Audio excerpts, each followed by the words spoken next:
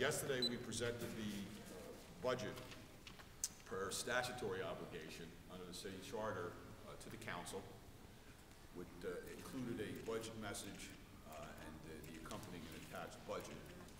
Today what you have that's been circulated or given to you today is the budget message along with summaries of key areas of the budget with respect to revenue, for instance, with respect to spending, what the percentages of those items are as part of the overall city budget, etc. So what I'd like to do today is basically, okay, read my budget message, which I think will allow you to put in perspective the document that's been submitted for the council's review and consideration. And the messages you're going to discern includes not only the areas of spending, the tax levy, but it also pays particular attention to a new management approach that my administration has implemented with respect to the budget process in terms of providing for a transparent and accountable modified zero-based budget approach. So with that as introduction and background, and you all have the materials hopefully in front of you to follow along, let me get started.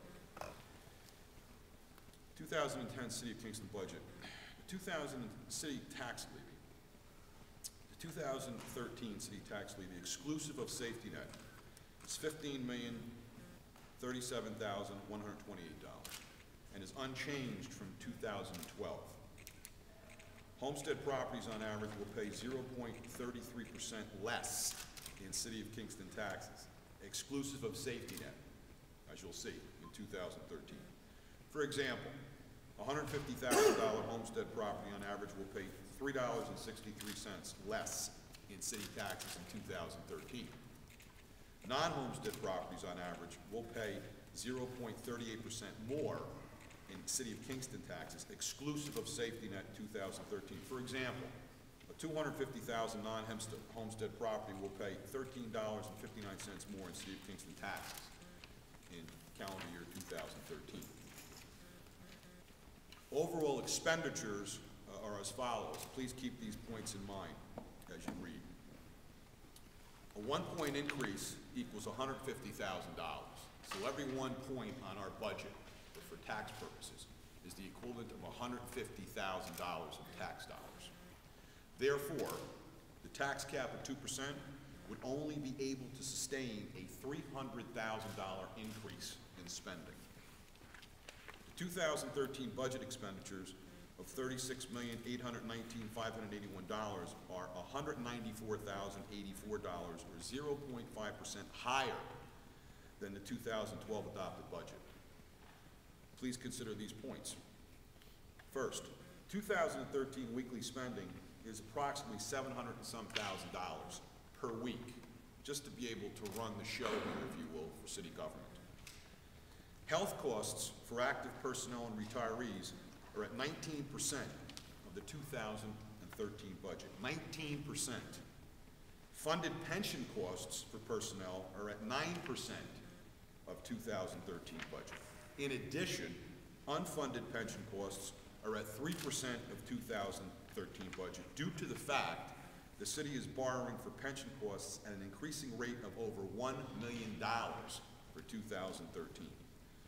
Overall personnel costs are currently 76% of the 2013 budget, 76% for salary and contractual benefits. Overall revenues, 2013 budget revenues of $21,096,060 or $492,878 or 2.4% higher than the 2012 adopted budget. Pension costs, these are specific expenditure areas on page 3, if you're following along. Pension costs for 2013, budgeted for the New York State retirement system, and current non-deferrable costs are projected to increase 6.3% from $3,183,932 in 2012 to $3,385,352 in 2013. In 2013, the city expects to amortize approximately $1.15 million in pension cost increases The total 2013 pension bill projected to be approximately $4.5 million. Health insurance costs for 2013.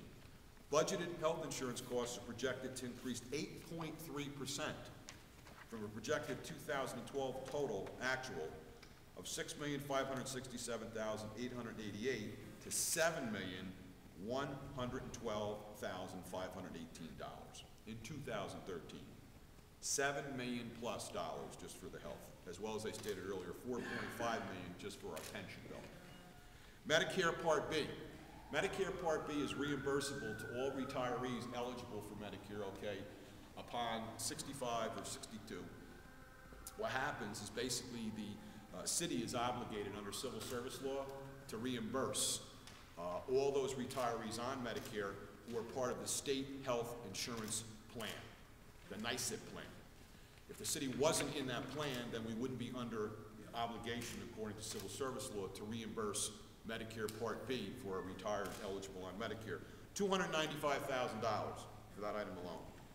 Former City of Kingston Lab retirees' health insurance costs are $360,974. Hold that factoid, because subsequent you're going to hear an explanation about why we're paying for that item when the lab, as you'll hear, closed in 1993. Safety net expenses for 2013 are projected to climb from $1,189,008 in 2012 to an estimated $1,753,841 for 2013. If you notice, I have this in pull print for those of you reading along. The increase utilizes the entire allowable tax cap increase for the city, the entire cap. Safety net leaving on city tax bills are projected to increase from 0.75 cents per thousand to $1.15 per thousand. Now, many of you have probably already heard the budget that County Executive Mike Hine introduced recently, and thank Mr. Hine for this particular portion of his budget, because it's extremely beneficial to the city of Kingston and a number of the surrounding towns. The County Executive Safety Net proposal will gradually eliminate the separate line item on city property owners' tax bills over the 2014-2017 tax years.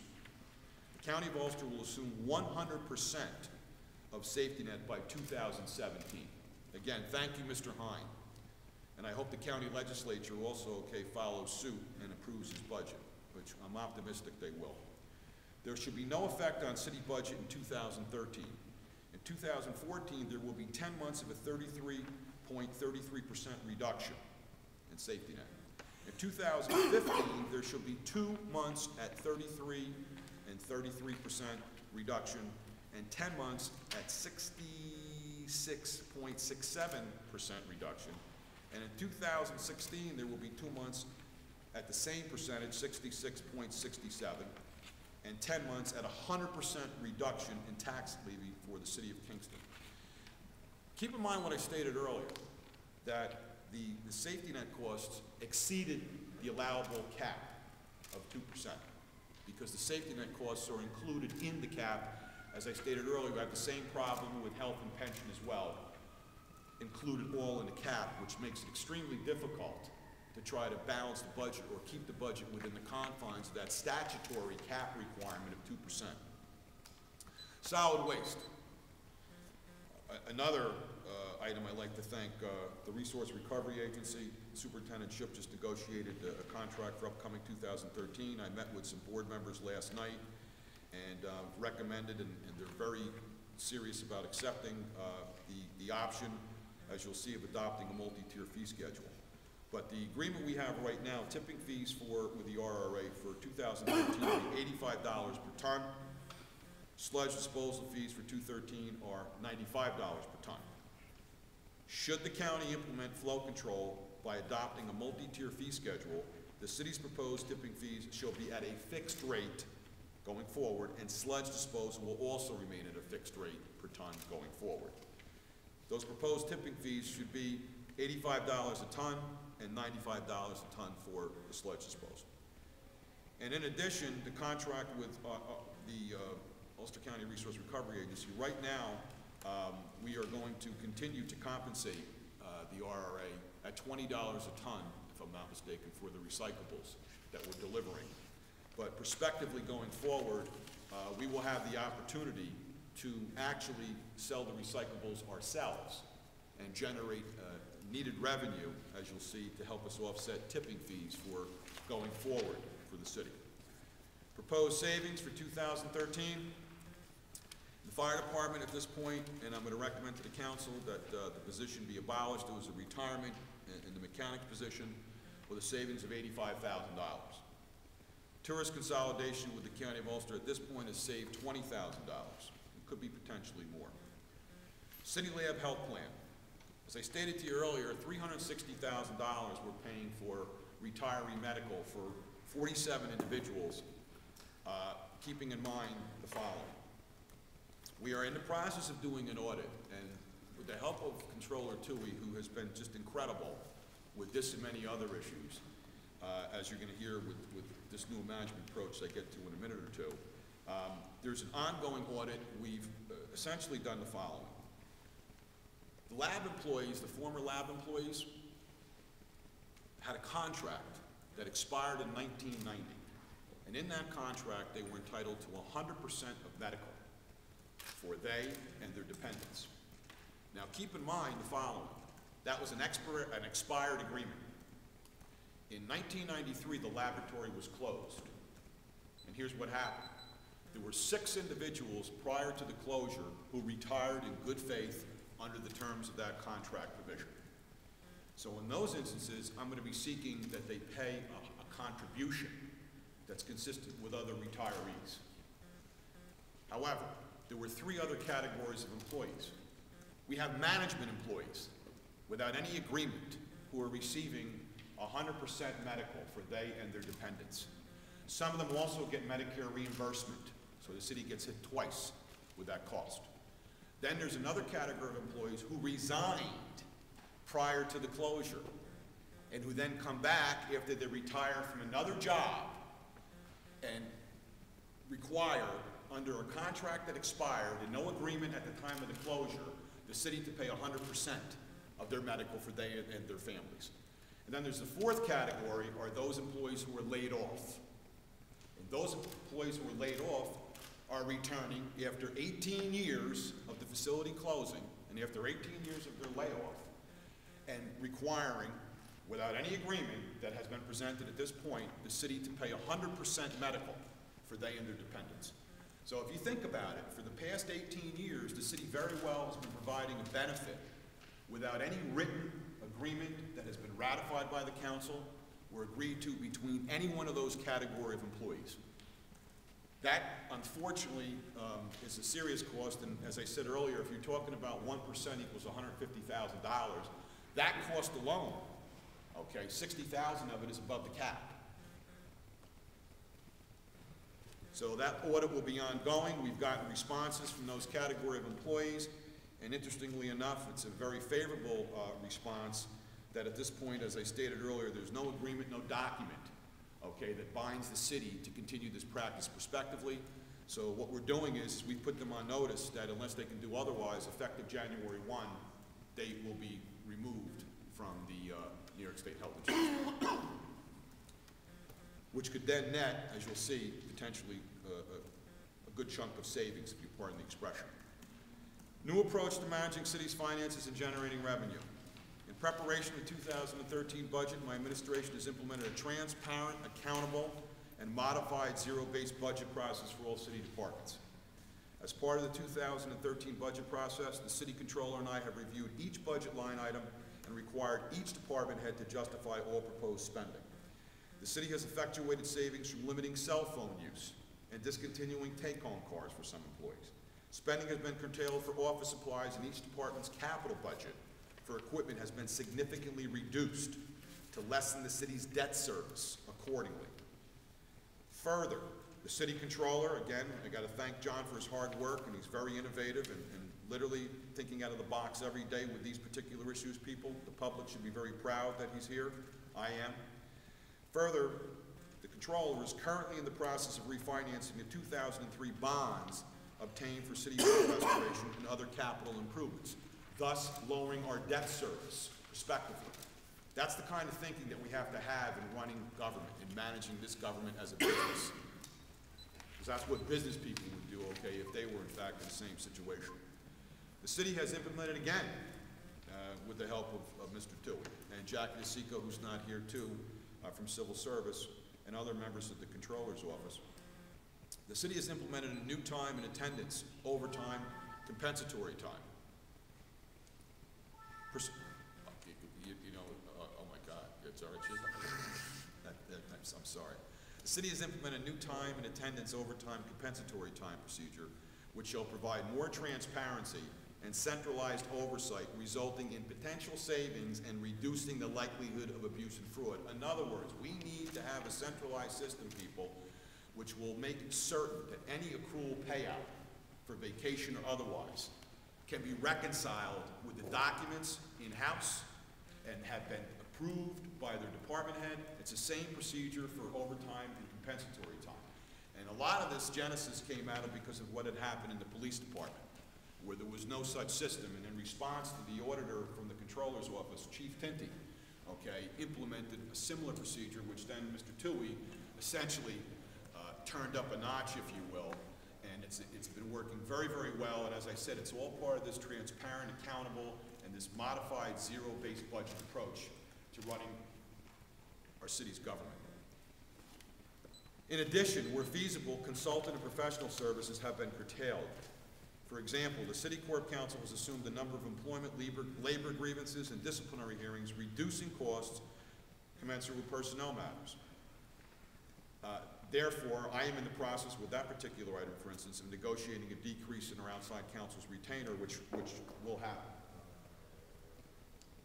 Going forward, in 2013, every employment vacancy shall be reviewed and evaluated as to its necessity.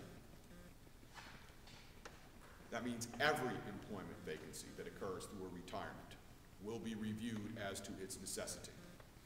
Going forward with contract negotiations with the three cities' unions, it is imperative that all forms of compensation and benefits must be addressed, including but not limited to health insurance, pension, STEP, longevity, and payout for earned accruals. In addition, at contract negotiations, departmental, operational, and administrative issues, including but not limited to work schedule, manning clauses, replacement clause, and overtime procedure for filling shifts, must be considered in prospective contract negotiations. In 2013, the city must continue to work with the County of Ulster and neighboring towns to consolidate services and thereby leverage city tax dollars, which we've done with tourism and which we did with the 911 fire department dispatch service, and it saves significant dollars for the city of Kingston taxpayers. To comply with the 2% property tax cap, the city must receive mandate relief, from the state legislature. The two most expensive unfunded mandates included in the 2% tax cap are health and pension increases. It is imperative that the state legislature come to grips with the reality that a 2% property tax cap is not reconcilable with unfunded mandates, i.e. health and pension costs alone. And if that doesn't occur, you're going to see municipalities all throughout the state, in villages and towns. You will see Chapter 9 being filed. And that's something the state should pay close attention to, okay? Because that's a situation I don't think that the state legislature would like to have, where you have a number of municipalities, okay, filing Chapter 9 bankruptcy, which people to understand, Chapter 9 bankruptcy in the bigger picture doesn't really help the city's finances. Because what it does is it has an adverse impact on our credit and bond rating. And at a time right now when we have to be subject to possibly bonding major infrastructure projects, we can't afford to have to worry about a higher interest rate, okay, to pay back the debt service. So it is, again, I'm not trying to give CPR to a dead horse because it's very much alive. Unfunded mandates have to be reined in lest the city's financial future, okay, succeed. While the state of New York has implemented new tiers for the retirement system, the financial relief is long-term and does not currently address spiraling health and pension costs. It's not enough. So state legislature, please listen, it's not enough. It is imperative the city see credible economic development to expand its commercial tax base. During my first year in office, I was successful in negotiating with two reputable and profitable local manufacturers, Stavo and Wolftech, to occupy the former Colony Liquor site. This shall provide between 100 and 150 good-paying manufacturing jobs with benefits and add to the state's commercial tax base and generate sales tax revenue. Further, the city has engaged in an aggressive tourist campaign through its consolidation with Ulster County Tourism, resulting in Kingston becoming a destination for visitors throughout the Hudson Valley and metropolitan New York area. Therefore, we must not only market our city for manufacturing and other related employment, but also continue our focus on marketing our city's historical, architecture, and environmental attractions to generate sales tax revenue. We must also pursue Kingston Hospital's campus development in a manner that offers quality health care and employment and increases our commercial tax base. The city must focus on revitalization of the Broadway Midtown businesses, arts, and digital corridor by assisting with infrastructure, community development funds, Kingston Loan Development Corporation loans, and any grant money that may become available. This is necessary to ensure the continued success of Ulster Performing Arts Center, UPAC, and also 721 Media Center and businesses throughout Midtown. As you can see, what we've done in my administration since January 1 is attempt to literally have this transparent, accountable budget process where department heads have to justify their expenditures. As an example, historically, there wasn't much opposition to the request for capital improvements for equipment, for instance. In this instance, I think there was a wish list of almost $3 million this year for next year. And as John did the analysis and the effect it would have on our debt service, it would have a serious and significant impact, okay, again on that 2% property tax cap, and which would probably also have resulted in further withdrawal from the fund balance, which I think this year, to balance the budget because of the safety net increases, was what, John, 600 and what? 686,393. And that's the point. That's why everything that I stated with respect to, okay, to this new approach to running the city and managing it transparently and accountable like a business, our department heads, unfortunately, are going to have to do more with less. It's just a fact, at this point anyway, until we are able to, as I stated, okay, expand, okay, our tax base and generate more sales tax revenue. Again, with respect to union contract negotiations, we can't continue this course of action, okay, the current spending, which is 76% of the overall budget, particularly with health and pension. I think it's almost $15 million thereabouts for next year. So putting it all in perspective, the fund balance, sure, this year, in a sense, John and I initially thought with these increases we could be looking at $1 million to take out of the fund balance. Fortunately, thank the good work of John and the department heads, okay, and all of us crunching the numbers, we were able to get to where we are today with only that amount of withdrawal, leaving us with a fund balance of what? 1.3 million. $1.3 million, which again, all of that is necessary. That's why if we don't get mandate relief and we don't get some of the other movement in the areas that are necessary, we can't continue to keep withdrawing from the fund balance to balance the budget. It's not sustainable. You're not going to have enough money. And even despite the safety net being taken over by the county at 100% 2017, there have to be significant structural changes in how we do business between now and then. Because we're going to get, in some respects, some relief of $600-some thousand less over the next 3 years. But after that, what do we do? And again, remember that fund balance too has a direct correlation to our bond and our credit rating. So we're in a situation here right now where I'm making a commitment to the city of Kingston, the residents and taxpayers.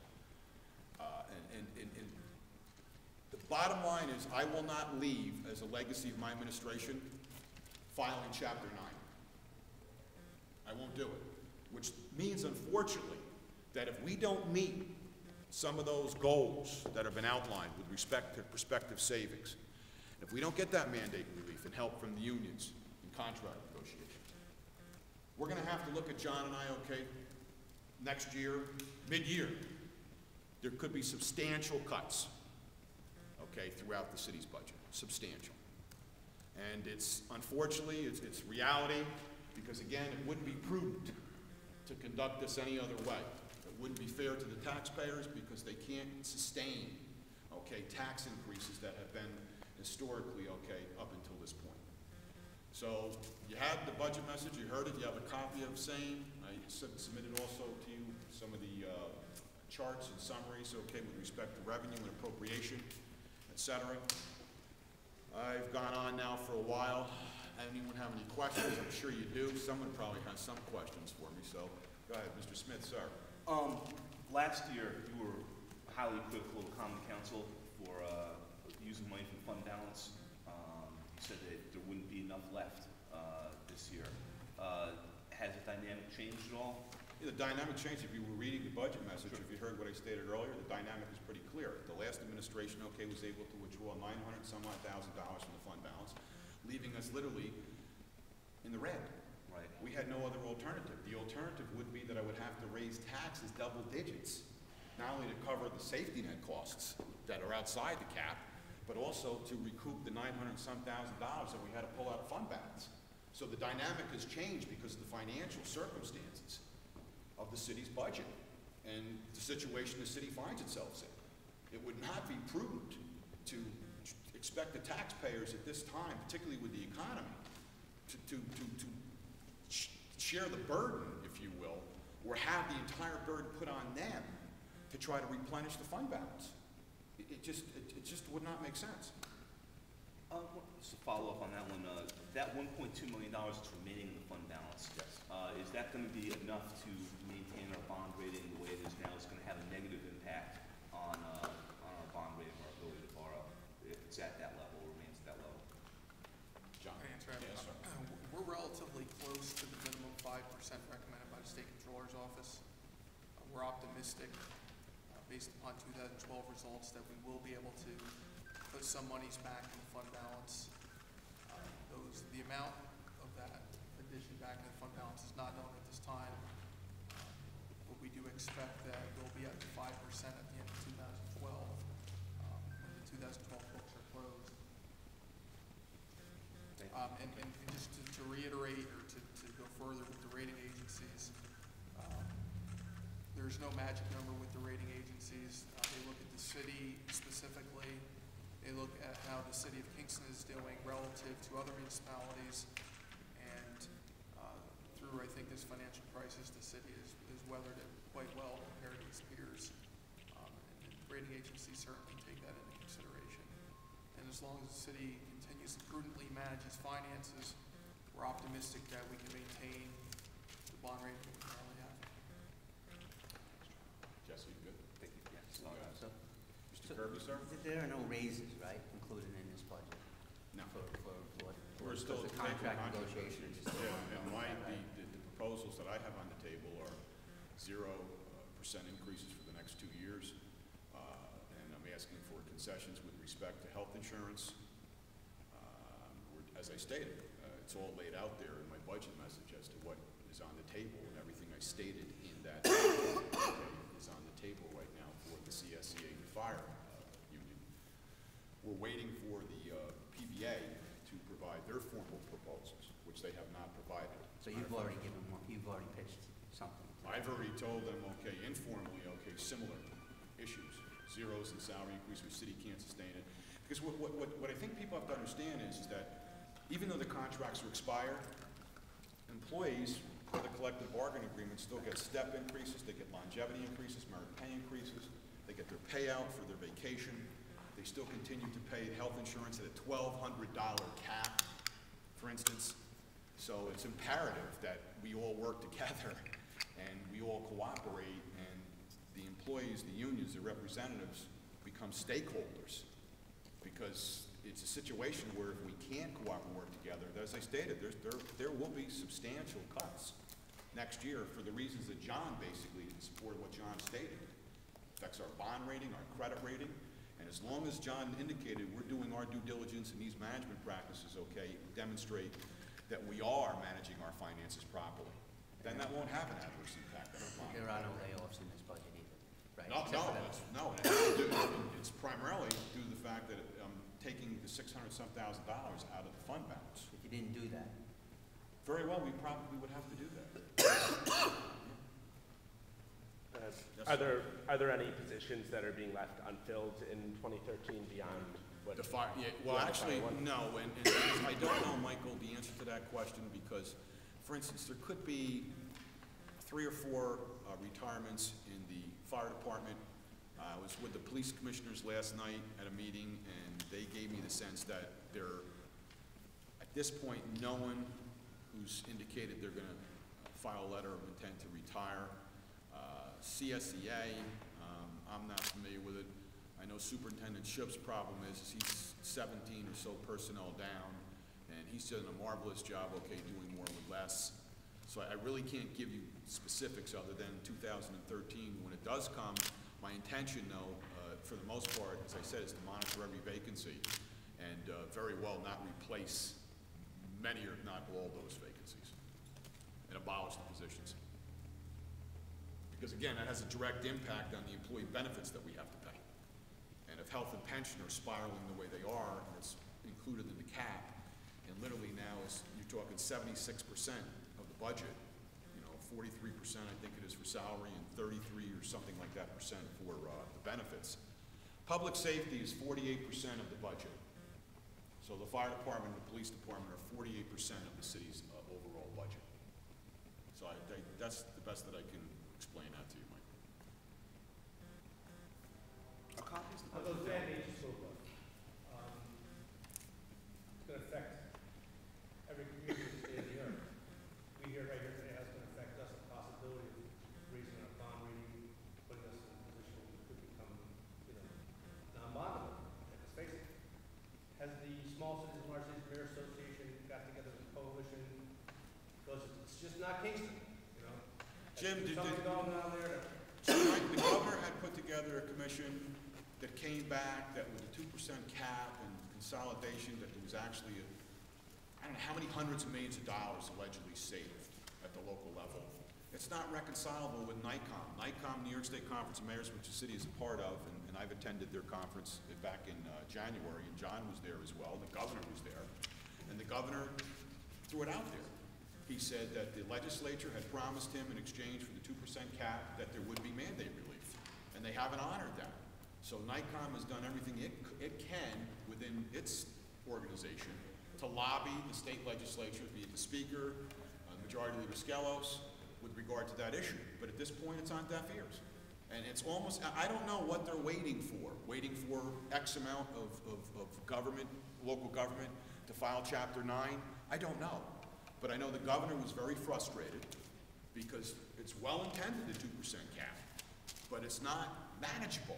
It's not reconcilable, okay, with the mandates. I mean, for instance, we have a project on Beale Street, okay?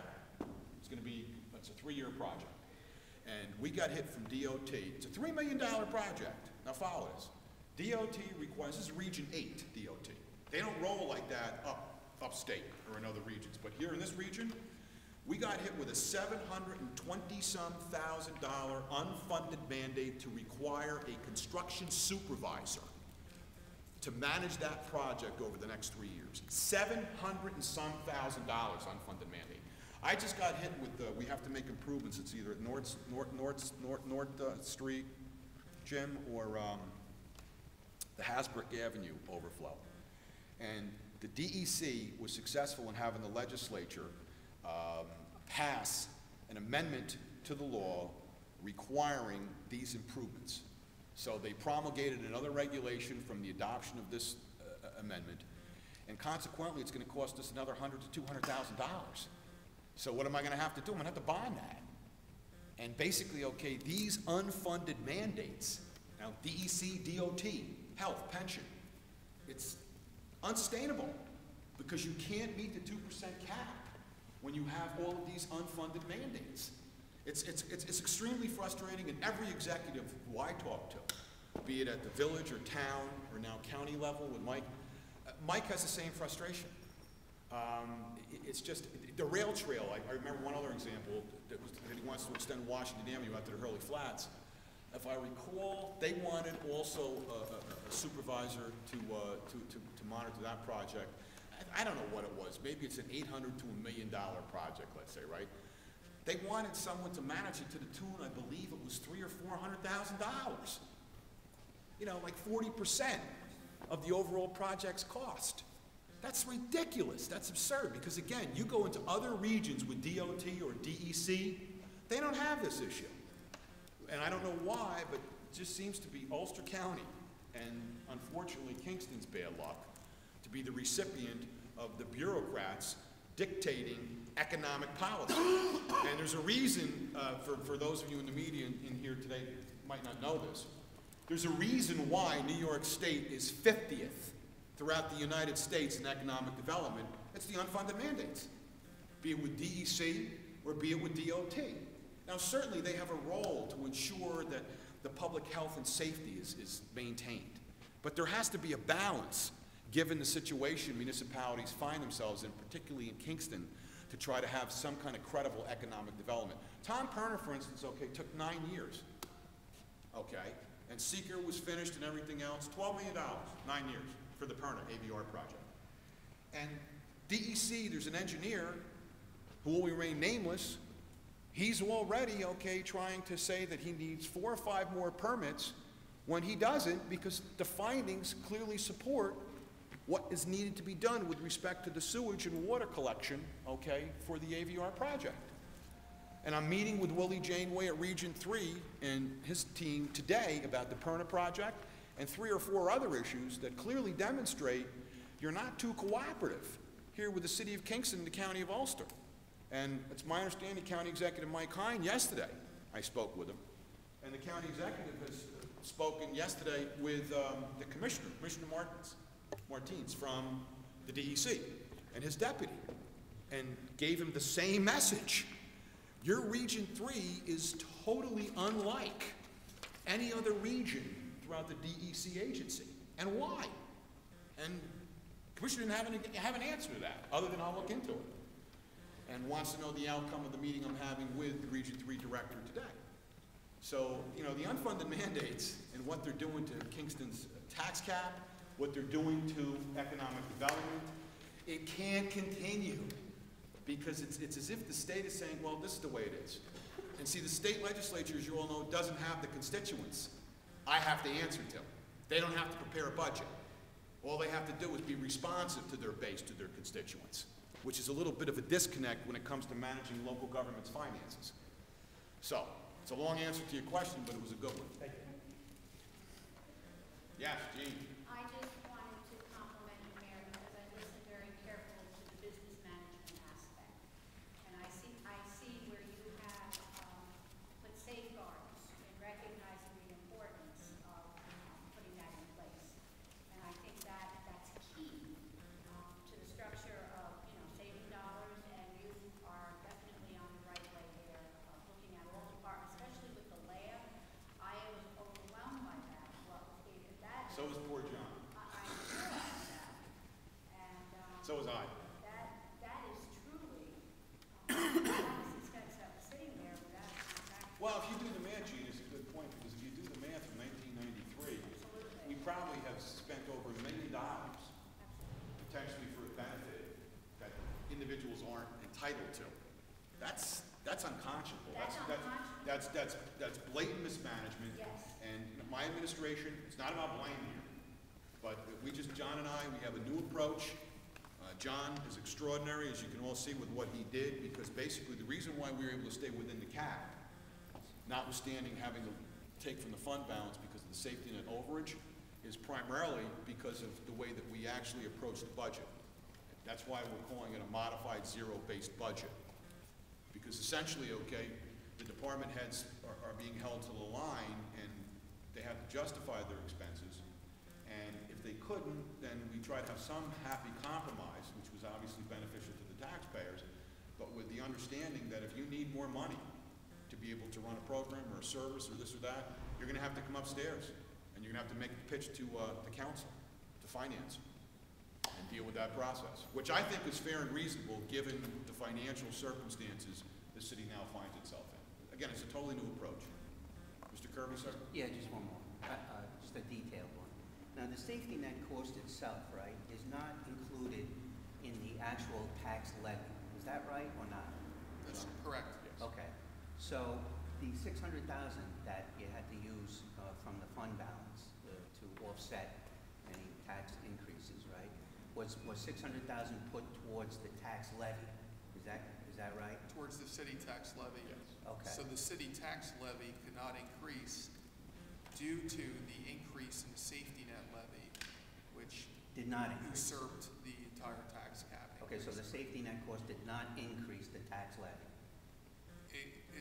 It's a separate levy, although it's part of the city's tax cap. Okay, but it's a separate levy. Separate So the levy. 600,000 was just used to decrease the overall tax levy. Is that right? The city tax levy, Yeah, correct. right. Right. Okay.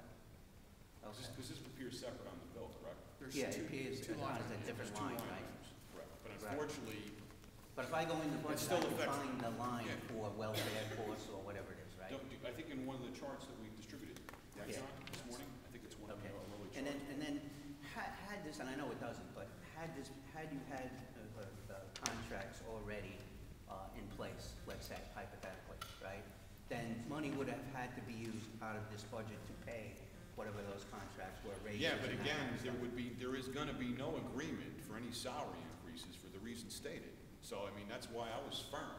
I'm being firm resolute at the table, and then with respect to the budget process, okay, that there isn't gonna be any. So you can money. guarantee that there Oh, will not be it's zero. not, it's there'll be it, zero. it's it.